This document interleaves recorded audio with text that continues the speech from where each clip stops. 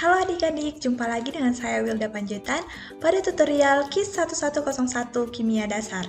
Pada video kali ini, saya akan menjelaskan mengenai konsep titrasi asam dan basa beserta dengan persoalan-persoalan yang akan ditanyakan. Sebelum Anda menyimak video ini, sebaiknya Anda mempunyai catatan terlebih dahulu. Selamat menyaksikan. Oke, sebelum kita masuk ke pembahasan soal, terlebih dahulu kita merefresh pengetahuan kita mengenai titrasi. Titrasi yang akan kita diskusikan pada video kali ini adalah titrasi asam basa. Titrasi masih banyak lagi jenisnya, contohnya titrasi redoks, pengendapan, dan lain-lain. Seperti yang diilustrasikan pada gambar, kita akan menghitung konsentrasi dari analit atau titran dengan menggunakan titer atau larutan yang sudah diketahui konsentrasinya. Istilah selanjutnya pada proses titrasi adalah titik ekuivalen. Titik ekuivalen adalah di mana volume titran yang diperlukan untuk mencapai equimolar. Equimolar ditandai dengan perubahan warna oleh indikator. Titik akhir atau endpoint adalah titik di mana indikator mengubah warna larutan analit. Setiap reaksi asam basa harus dimonitoring dari pH-nya. Cara penyelesaian soal titrasi adalah sebagai berikut. Oke, kita masuk ke soal yang pertama. Sebanyak 26,4 mili H2SO4 dititrasi dengan 32,5 mili NaOH.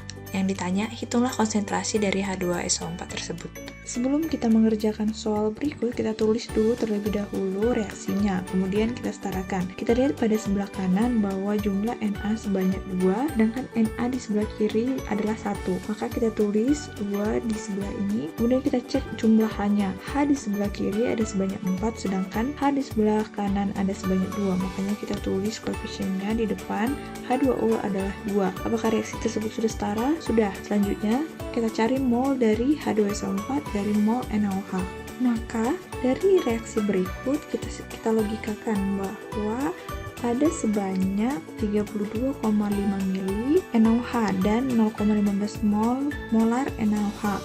Maka kita tulis untuk mencari molar dari H2SO4 kita tulis 32,5 mili NaOH, kita ubah dia ke dalam liter, bahwa 1 liter ada sebanyak 1000 mili dikali dengan molarnya 0,15 mol NaOH dibagi dengan 1 liter dikali dengan koefisien yang ditanya ada 1 mol H2SO4 dibagi dengan 2 mol NaOH kita kalikan dengan 26,4, kita ubah dia ke liter untuk mendapat konsentrasi molar 0,0264 liter.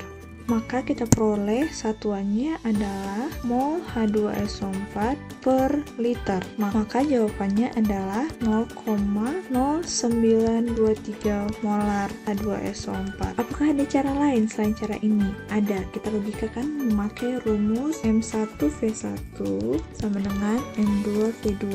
Namun rumus ini harus kita modifikasi berdasarkan valensi dari H2SO4 dan NaOH, jumlah hidrogennya. Kita ketahui bahwa H2SO4 merupakan asam diprotik, maka kita tulis dari H2SO4, maka konsentrasi dari H2SO4 yang ditanya kalikan dengan koefisiennya 2, volume dari SO4 adalah sebanyak 32,5 mili kali 32,5 mili. Mengapa kita tidak ubah ke dalam liter? Karena nanti satuannya akan mati dengan NaOH. Sedangkan di sini jumlah atom hidrogennya adalah 1, maka 1 konsentrasinya adalah sebanyak 0,15 molar dikali dengan volume dari NaOH 32,5 mili. Maaf, di sini salah. Sini seharusnya 26,4 mili.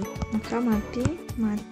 Yang tersisa adalah molar. Maka M1 sama dengan 0,15 molar dikali dengan 32,5 dibagi dengan 2 kali 26,4. Maka hasil dari M1 yang merupakan H2SO4 adalah sebanyak 0,09 molar. Hasilnya sama bukan? Oke, kita lanjut ke soal yang nomor 2. Diketahui asam monoprotik HX sebanyak 25,8 mili dengan konsentrasi 0,49 molar dititrasi dengan 0,17 molar larutan NaOH. Yang ditanya berapa volume NaOH yang dibutuhkan untuk mencapai titik ekuivalen tersebut. Untuk menjawab persoalan ini, kita menggunakan rumus M1V1 sama dengan M2V2. Saya akan menjelaskan bahwa M1V1 sama dengan M2V2.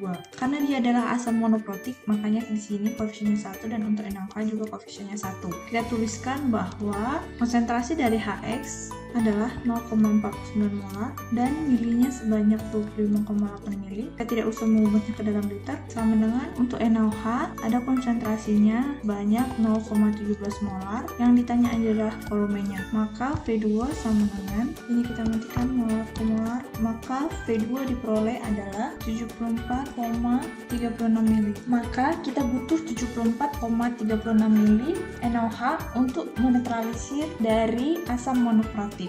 Baiklah, kita lanjutkan ke soal yang nomor 3. Diketahui 50 mili larutan HCl 0,5 molar dititrasi menggunakan NaOH sebanyak 0,2 molar. Yang ditanya berapa pH larutan tersebut setelah penambahan 0 mili NaOH, 30 mili NaOH, dan yang terakhir adalah 125 mili NaOH. Untuk yang 0 mili NaOH, pada saat tidak terjadi penambahan 0,2 molar NaOH ke dalam Erlenmeyer yang berisi dengan larutan HCl, maka pH-nya adalah sama dengan pH dari HCl tersebut. Kita sudah pelajari sebelumnya di konsep asam dan basa untuk mencari pH dari HCl. Selanjutnya kita cari pH pada saat 30 mili NaOH. Untuk menyelesaikan persoalan ini terlebih dahulu, kita cek berapa volume dari NaOH yang ditambahkan untuk menetralisasi dari 0,5 molar HCl. Kita buat persamaannya bahwa M1V1 sama dengan M2V2. Ini merupakan adalah untuk HCl dan ini untuk NaOH. Maka kita cari 0,5 molar HCl dikali dengan volumenya 50 mili sama dengan 0,2 molar dikali dengan V2-nya. V2 ini merupakan V ekuivalen dari NaOH, diperolehlah hasilnya sebanyak 125 mili. Maka pada saat penambahan NaOH sebanyak 125 mili, maka yang terjadi pada larutan HCl adalah sama dengan 7. Selanjutnya untuk menyelesaikan persamaan ini untuk yang 30 mili NaOH, kita cari dulu limiting reaktan dari reaksi ini. Bahwa berapa mol HCl? Mol HCl diperoleh dengan mengalihkan 50 mili larutan HCl dan konsentrasinya, maka diperolehlah molnya sebanyak 0,025 mol. Dan untuk NaOH dikalikan sama dengan yang HCl 0,006 mol. Di sini belum terjadi reaksi, di sini juga belum. Pada saat bereaksi kita cari limiting reaktannya. Kita peroleh bahwa pada reaksi ini yang menjadi limiting reaktan adalah dari NaOH. Makanya kita tulis di sini 0,006 dan di sini 0,006. Di sini ada minus, ini juga minus. Ini terjadi plus 0,006 mol dan ini juga plus 0,006 mol. Maka diperoleh pada saat HCl 0,02 mol, maka diperoleh HCl yang sisa sebanyak 0,019 mol dan untuk NaOH 0, sementara di sini adalah plus 0,006 dan plus 0,006. Kemudian apa yang kita lakukan? Kita punya sisa dari HCl sebanyak 0,019 mol. Artinya larutannya asam dan pH-nya kurang dari 7. Sekarang berapa total larutannya pada Erlenmeyer tersebut? Ada sebanyak 80 mili. Dari mana 80 mili? Yaitu penambahan volume sebelumnya ditambah dengan NaOH-nya 30 mili. Maka volume pada Erlenmeyer di sini adalah 80 mili. Maka konsentrasi HCl pada Erlenmeyer adalah sebanyak 0,019 mol dibagi dengan 0,08 liter. Maka diperoleh konsentrasi HCl pada larutan tersebut adalah sebanyak 0,237 molar. Maka pH larutan tersebut sama dengan min log 0,2375 molar sama dengan 0,624. Ini sangat asam. Oke, kita lanjutkan ke penambahan 125 mili NaOH. Tadi kalian sudah mencari bahwa saat penambahan 0 mili NaOH, pH-nya harus 0,3. Kalian cari sendiri dan kalian buktikan sendiri. Kemudian tadi kita sudah buktikan saat penambahan 30 mili NaOH, pH-nya 0,6. Meningkat. Dan akan meningkat seiring dengan penambahan dari NaOH. Tadi kita sudah cari bahwa volume equimolar dari NaOH adalah 125 mili.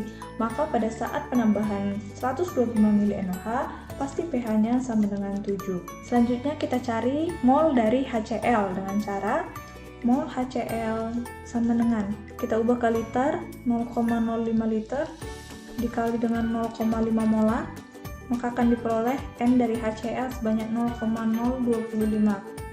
Kita cari juga mol dari NaOH. Kita ubah ke liter, 0,125 ml dikali dengan 0,2 molar NaOH, maka diperoleh hasilnya sebanyak 0,025 mol. Sama dengan HCl.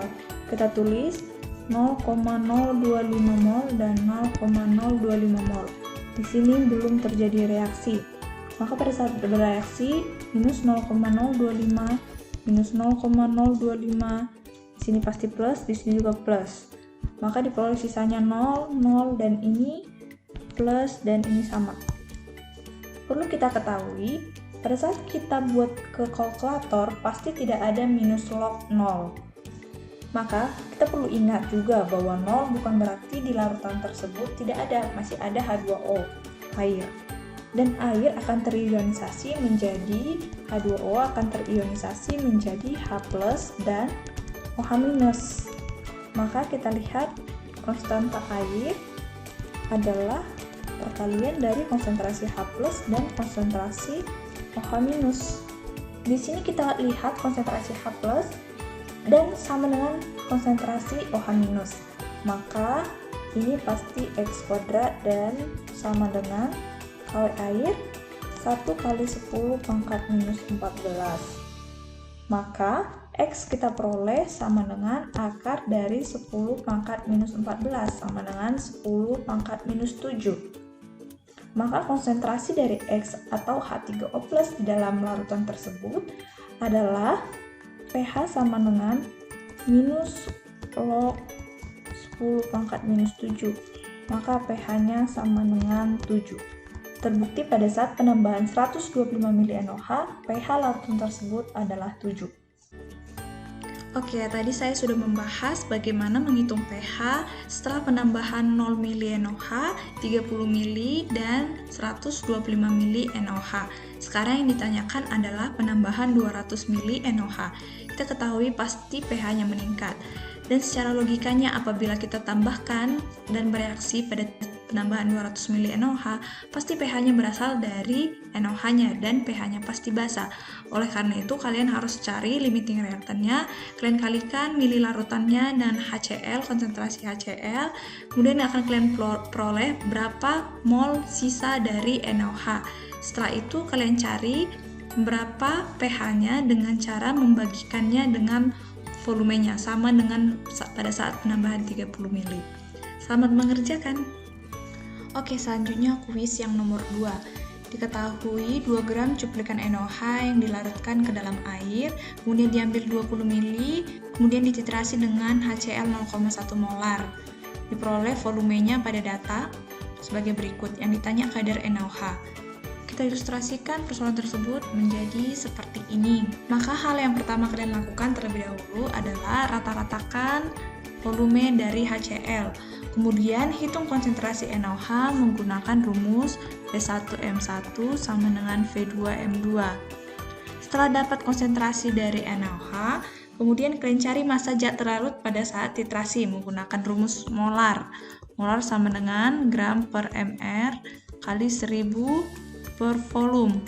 Setelah dapat gramnya nanti, itu adalah gram pada saat dititrasi.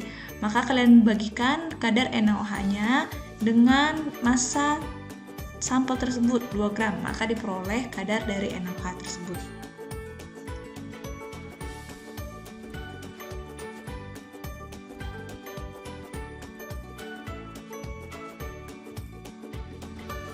Demikianlah video pembelajaran kali ini, semoga bermanfaat dan tetap semangat!